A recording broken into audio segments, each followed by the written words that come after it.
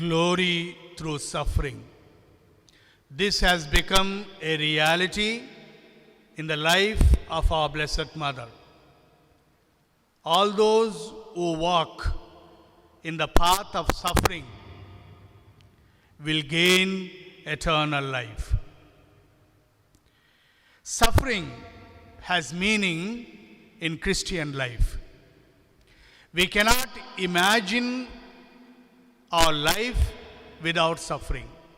And Jesus himself says, all those who would like to follow me, they need to take up their cross and follow me. Cross involves suffering. Through suffering, we enter into the glory of God. Our Blessed Mother is an example of suffering, and God finally blessed her with a glorious life. And we know from the life of our Blessed Mother. Can a mother witness her son, holy and innocent, being killed in the cruelest manner and not experience the deepest pain in her heart? Which mother would just keep quiet when her only son is being killed, an innocent son is being killed without any reason? And today we meditate on the spiritual martyrdom of our Blessed Mother, who stood at the foot of the cross of our divine Son, Jesus Christ, and died like a criminal. And we can imagine the amount of agony and suffering our Blessed Mother underwent. And our Blessed Mother had to undergo a lot of pain and suffering. But as a result, God had rewarded her with the glorious life. And Mary's participation in the suffering and death of our Lord Jesus Christ is very explicit and direct. She directly participated in every suffering of her Son Jesus Christ. And she was an eyewitness to the sufferings of Jesus.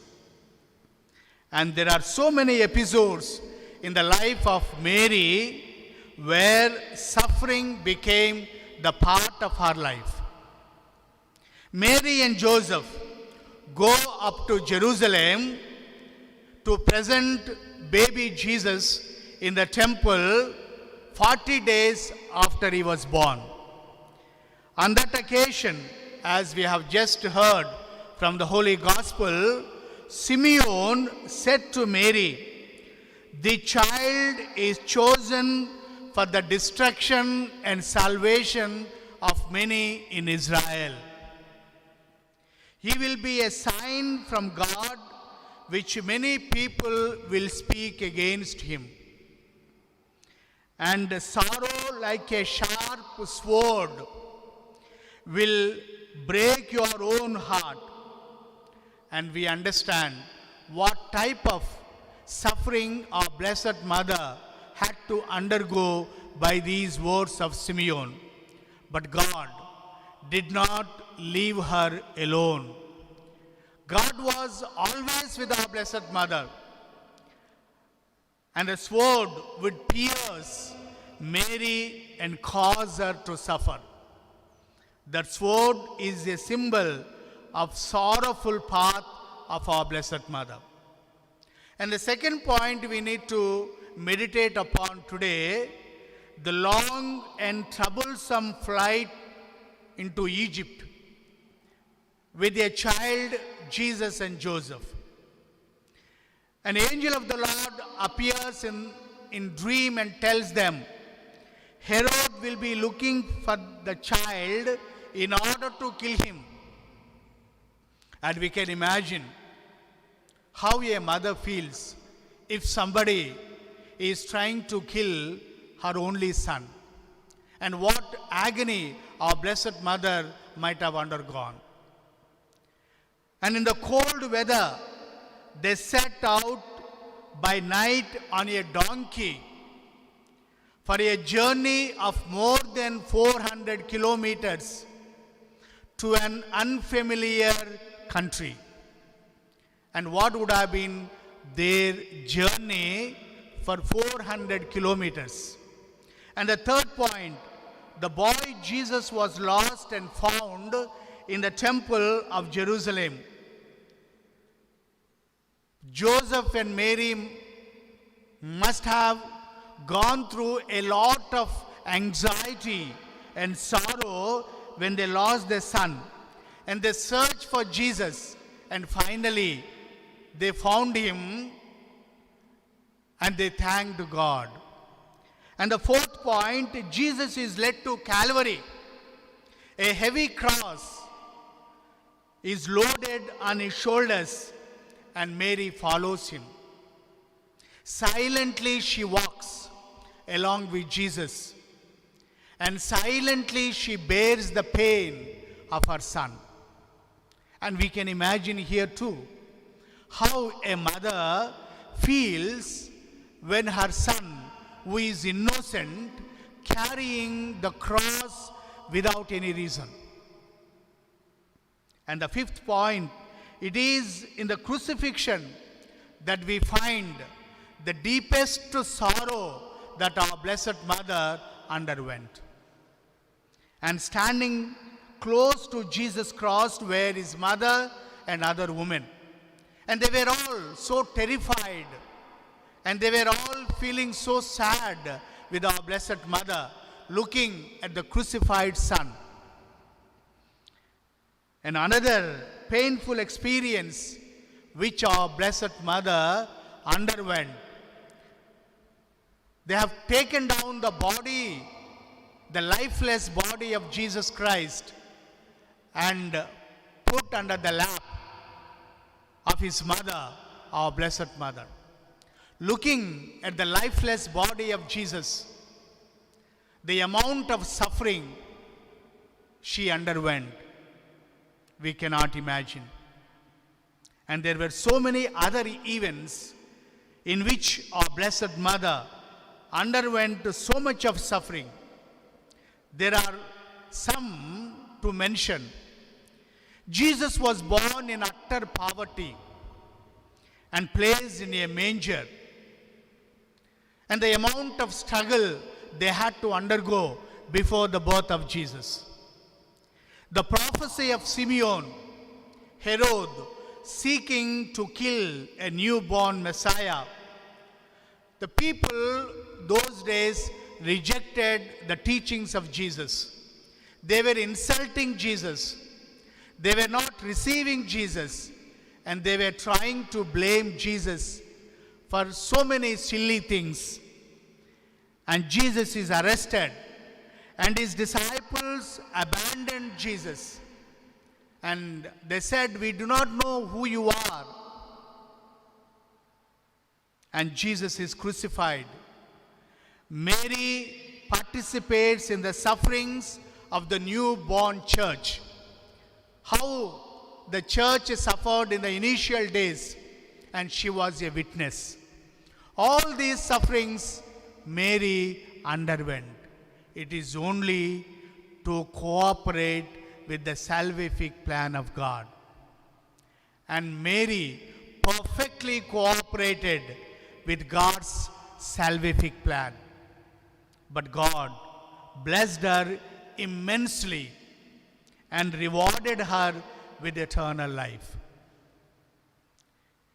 The Immaculate Mother of God, the always Virgin Mary, was taken body and soul to the heavenly glory after having completed her life on earth.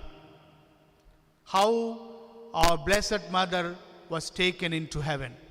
Thus, this was officially proclaimed by Pope 12th, on November 1st, 1950, the declaration of the Pope means that Mary enjoys eternal life with her Son. Mary, who lived an ordinary life like you and me, enjoys that eternal life in the company of our Son Jesus in that heavenly glory. And it reminds us that what God did to Mary, He will do to each one of us eventually, because we are all children of God, and we are all called by God, and we are so dear to God. So we remember today, as we meditate upon the theme, glory through suffering, Mary should not be strained by sin and devil. She was a perfect human being who lived a life of holiness. Mary was filled with the grace of God, filled with the Spirit of God. When there is a grace of God, there is no sin. And the grace is bestowed upon us when we do not live in sin. And Mary is sinless, no corruption can touch her. And she is the mother of Jesus, mother of God. And Mary went the way of self-giving. And she has oriented herself to her Son and to His word. She was always looking at her Son and trying to follow whatever Jesus has commanded to the world. And she would tell us today, do whatever He tells you today. And He tells us as mother, walk in the path of my Son. Do whatever my Son tells you to do. And this is the message that our Blessed Mother gives you and me. And as a result, we also enjoy that eternal life along with our Blessed Mother. And that would mean that the gospel of Christ must become, and it should become, the center of our Christian life. We need to follow the gospel values that Jesus taught us to follow. We need to follow the teachings of Jesus. The gospel of Christ must be the center of our life. And Mary's obedience. Behold, I am the handmaid of the Lord. Let it be done unto me according to your word. And her prayer was always yes to God. She was always doing the will of God without any conditions. And these words of Mary express not only her faith in God's word, but also her obedience, readiness to cooperate with God's salvific plan. And do we say yes to God in every situation of our life? In our sufferings, in our joys, in our happiness, in our tribulations, can we say like our Blessed Mother, yes to the will of God? And Mary accepted her vocation to be the Mother of God. And her trust was realized in the mystery of incarnation. And Mary is immensely blessed by God, and her obedience was amply rewarded by God. And God raised her to eternal glory with body and soul. And we too will be raised to that eternal glory, provided we follow the example of our Blessed Mother, and we follow in the footsteps of our Lord and Master. And our obedience is also will be rewarded. Through our baptism, we have become the adopted children of God. We are also blessed like Mary, our mother, since we believe. Our obedience too will be rewarded. But we need to always sing praises to God like our Blessed Mother. My soul glorifies the Lord. My spirit rejoices in God my Savior. This should be our response and this should be our prayer. So let us follow the life of our Blessed Mother. Let us take every suffering that come on our way so that we may find true meaning and fulfillment in every suffering that we undergo.